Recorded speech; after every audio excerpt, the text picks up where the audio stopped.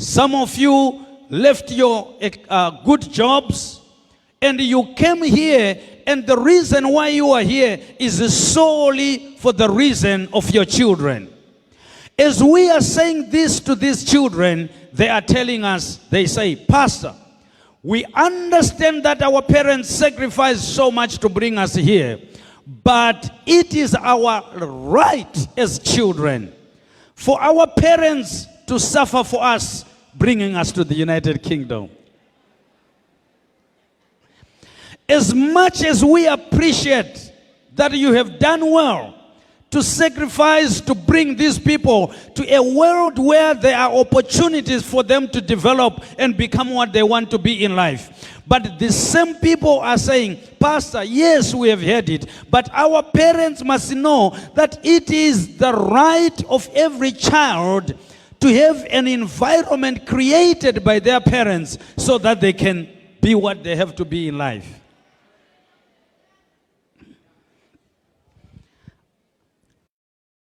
How are we going to deal with these people whom we may want to call tough or difficult? In our church, we have books for every challenge that we face. I have a book here authored by our mother, Challenge and Counseling of Today's Youth. Any parent must have this book. Our father, when he writes about the author of this book, our father says, because of the burden of our mother for the young people, this book is a book that we must have. Which means every elder and every deacon and every member, a parent at the local church must have this manual on how to deal with today's youth. In this book, our mother says, youth days are years of turbulent life. They are years full of ups and downs, which means parents must understand who are we so that there is no gap between you and us. I want us to know that all what we think that we are stubborn, we are doing this, I would want to say it is normal life to young people to act like that. I want us to know that when we are growing up as young people, our brain at a certain point, it triggers the body to release hormones. And these hormones will cause rapid development in our body. And if parents are not going to catch up with these rapid developments, you will begin to see that someone whom you used to walk along very well with for all these years, suddenly they change and they become something you never thought that there is something like that. Changes in the body, mental, emotional. For this reason, you find we become hot in our bodies sexually. And we begin to talk about dating. We begin to try to check things about pornography. Masturbation comes in. And parents must be able to relate and to know what kind of people are we, because although we are members of your church, but you need to know that we are not what all other members are. So if you understand us, it will make you become a relevant parent. During the time of youth, there is what is called sexual confusion. Parents must then begin to understand us. Sometimes we begin to do funny things with our hair. We begin to put on earrings. We begin to, become some funny behavior. The reason is because in the life from birth to death, we pass through a stage of sexual confusion. For this reason, parents must be able to be open enough and discuss anything with us as young people. We need our parents to talk to us about homosexuality, lesbianism, transgender. Because if you are not going to talk with us at the school here in the United Kingdom, the curricula is saying that children must be taught about homosexuality. So if they are taught at school and at home and church, there is no platform to be explained about it. We follow what have been explained to us.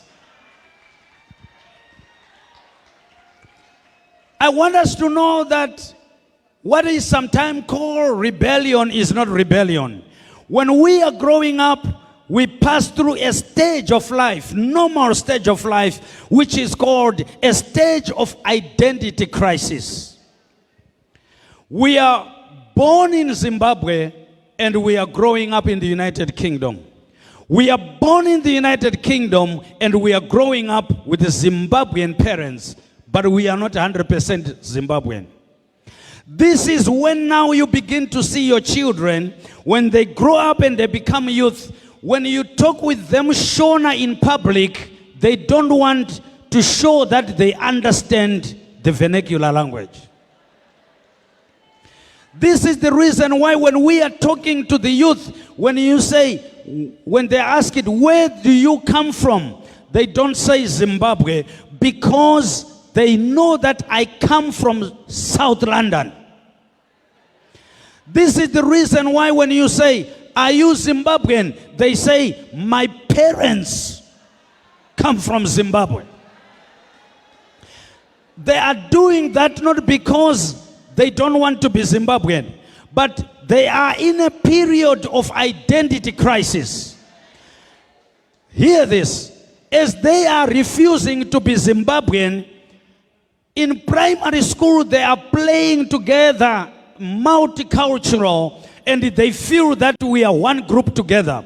The moment they begin to go to high school, they begin to group one another according to their colors and according to their nationalities. In that period of time, your son who was refusing that they are Zimbabwean, they will face what is called discrimination. And by so doing, they are trying now to find out who am I, because I am not Zimbabwean, but what I thought I am, I'm being discriminated. These changes causes young people to exhibit certain behaviors which you never thought you can see on your child. When we are growing up as young people, we pass through a stage in life that is called religious doubt stage. It's a normal stage of growing up. When we are in this stage, when we were growing up in Sunday school, you would tell us everything and we believe it without questioning. The moment we become youth, we do history at school, and they tell us that we developed from apes, the Homo sapiens, and Homo sapiens sapiens. We will do science, and they will tell us we developed from a clot of blood. In religious studies, we used to do the Bible only in schools, but now we do every religion under the world. They say, study it as it is, not to believe it. So we study the Bible as it is, not for faith. We study Islam as it is, not to believe it. So by so doing, your child has been taught about Islam. Your child has been taught about the Bible. Your son has been taught about all these other religions which you don't care about. And as they are being taught these things, they are in a stage where they are in a stage of religious doubt. By so doing, they become so confused and they begin to question everything that we are doing at church. That's when they begin to ask you, why do we pray for Baba Guti? That's when they begin to tell you, Masofa is old-fashioned and is a thing of the past and it belongs to Africa. This is not a rebellion, but it's because of who we are. At this stage, we need explanation. We need long-suffering heart. Hear this. Our Father says, when children are young, they disturb your sleep. But when they are old, they touch your soul. If we as parents at the church level and in the home are not going to understand the type of people we have, there is going to be a drifting away of the youth from us. We will think we are together, but we are not together. Some of them are just waiting to finish high school so that they can run away to a university far away. Some of them are waiting for the birthday, 18th birthday or the 21st birthday, and they will tell you, I need to know what it is to stay alone. The reason is because there is a gap. When they come to church, they don't understand the pastor, they don't understand the elder, they don't understand the deacon. For this reason, absenteeism is the escape door.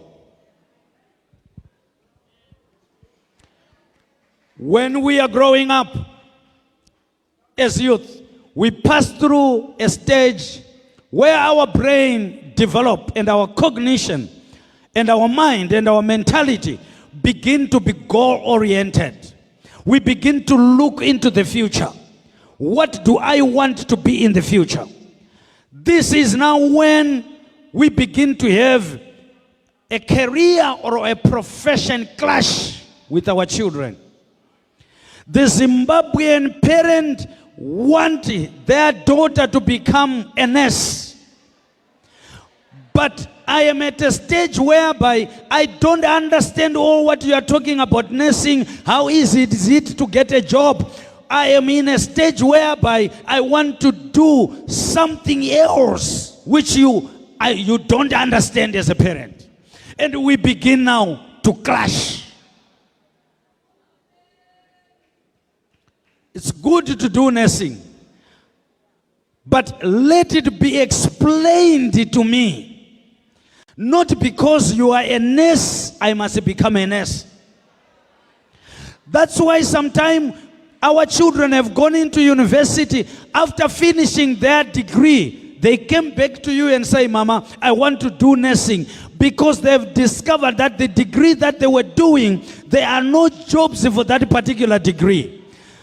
When a prodigal son goes and when they come, don't say, I told you, I told you. I was a prodigal son, I must be received better than those who listened.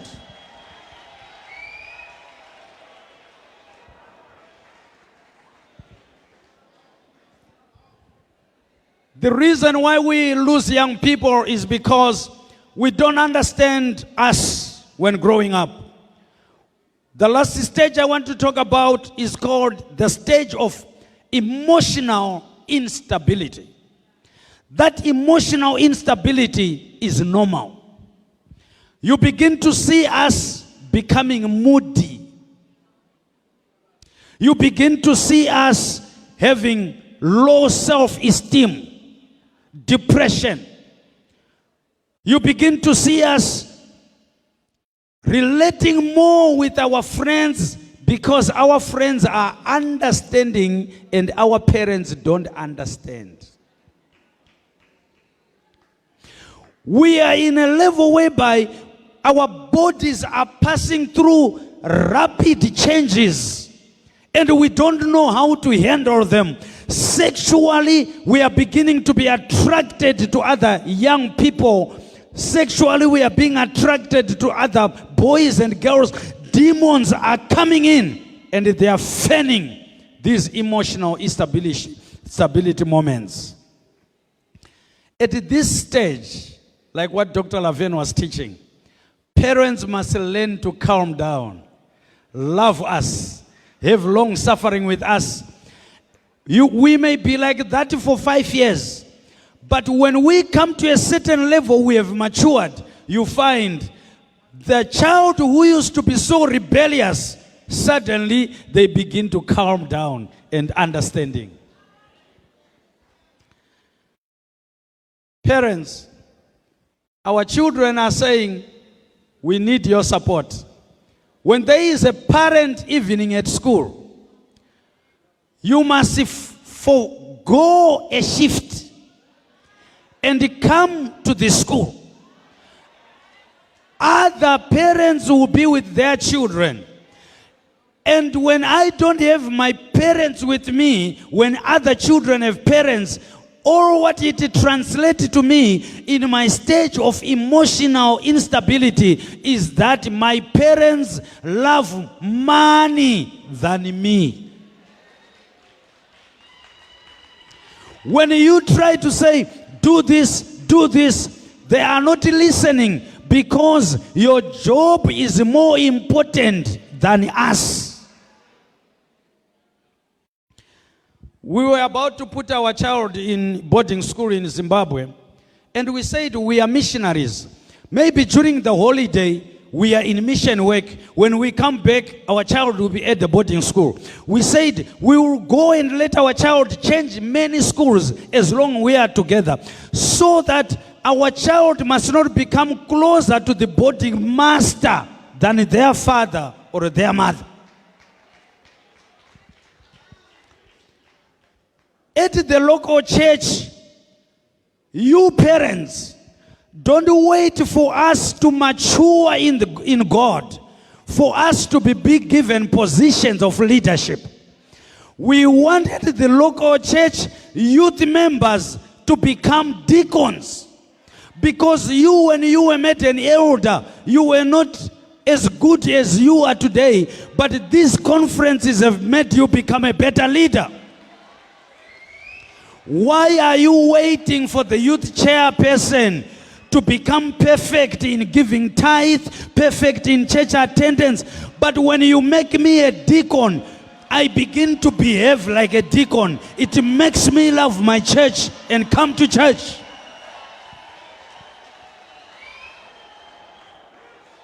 Can I talk to you?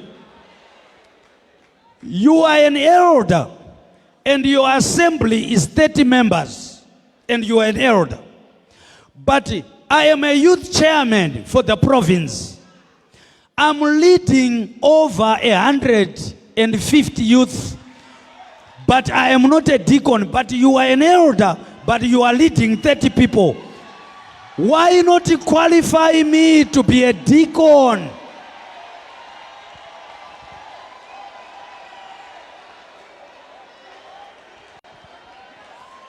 Hear me in the interest of my time. Let me move. When we are growing up, when these clashes begin to happen, we begin to check for faults on the elders in the church, deacons in the church. We begin to look for faults on our father and our mother, and our friends are perfect. Now check this.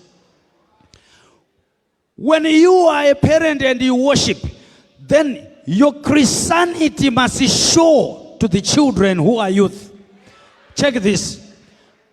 Another youth was smoking and doing all funny things. I say, what's wrong with you, young man? You're a good man. Your parents are good people in the church. They say, Baba, these elders of yours, they are not good people. I say, what's wrong? This young boy took the mother's car and went to put a car tracker. Every time she would check when the mother says, I'm going for shift, she would know that the mother is not at shift, because the car tracker is showing that mommy is at a particular lodge. For this elder to say to the son, you must worship God in a better way, the son is saying, the things of God are hypocrisy, because you are an elder, you are a leader, But on your car tracker, on my iPad, I'm with you wherever you are going. Hear me, parents.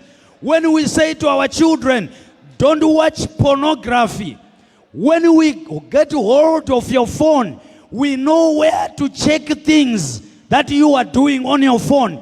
You are not complacent. You are not, you're complacent a little bit, but with us, technology is natural.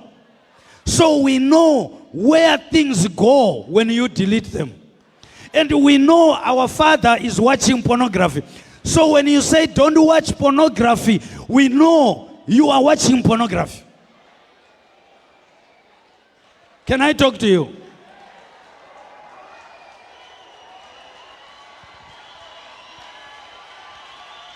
When you say to us, my son, you must not go clubbing. But when I get hold of your phone, we set it location. And we know on such a day you were to a nightclub, because the location will tell me my father is at such nightclub on your phone. Parents, hear me. We as youth, we know how to hack your social media. I don't have time. I was going to do it for you. It's a matter of asking for your cell phone for 3 minutes. I give it back to you. I go.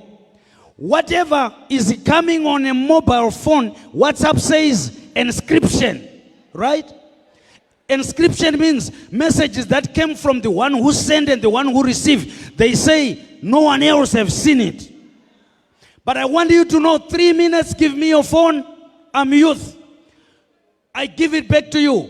When I am in Manchester and you are in London, when someone sends you a WhatsApp message to your phone, it also comes to my phone. And when daddy has a girlfriend, your son knows exactly how many girlfriends you have, because all the WhatsApp messages that are coming in your phone and you delete for your wife not to see, but I want you to know they are not deleted in my phone.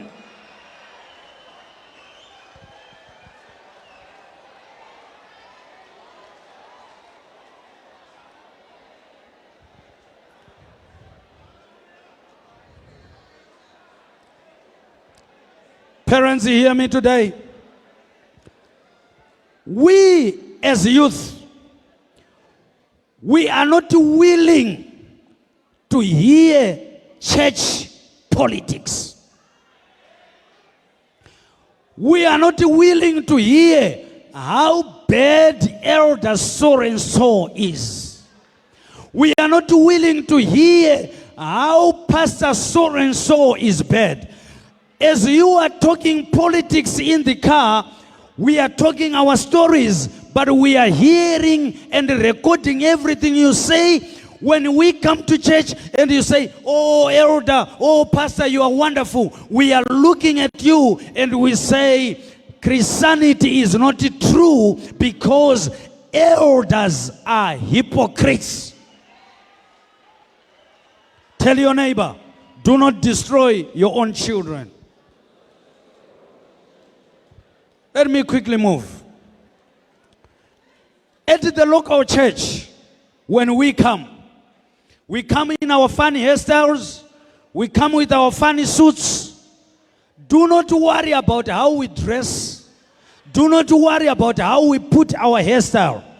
If you feed us with the word of God and give us what to do at the local assembly, have you ever done it? That you give this girl time to come to sing.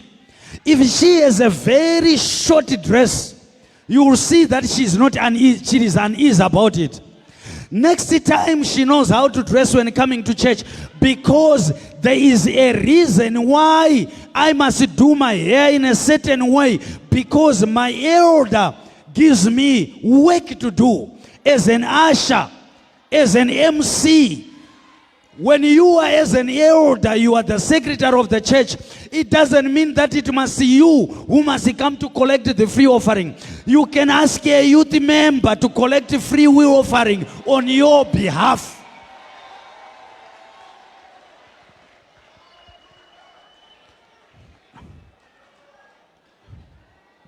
Let me show you.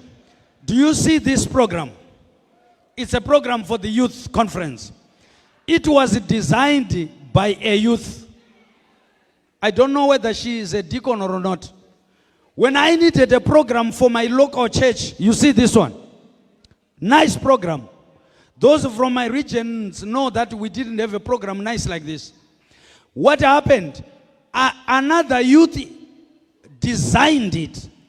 And I gave another youth to go and print. I did not pay any money for this. But at our local church, we can attend church service without a program. But there is a youth who can design. And there is another one who can print. In Zgwai, in Shona. One of my youth asked me in Zimbabwe and said, Baba, are you the only one who know how to open and to close with prayer?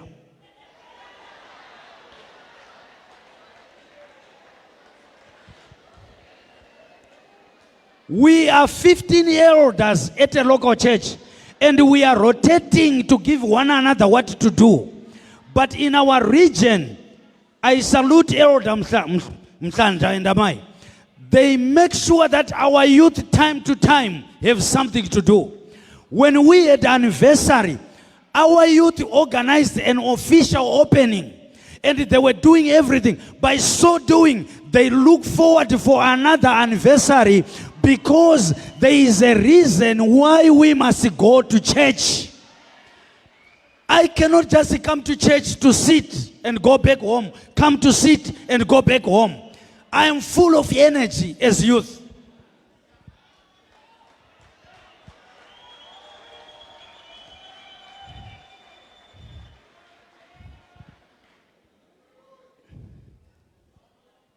Oh, thank you, Baba. Our youth are going to do sport, and the leader is Elder Mfaro. Our youth are going to be engaged in music concert, and Elder Biven is the one who is going to do that.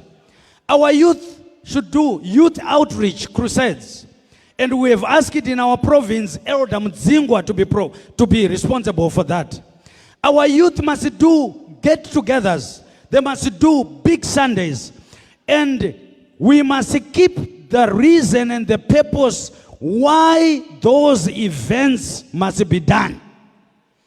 You see now, I was talking about the chain of multiplication.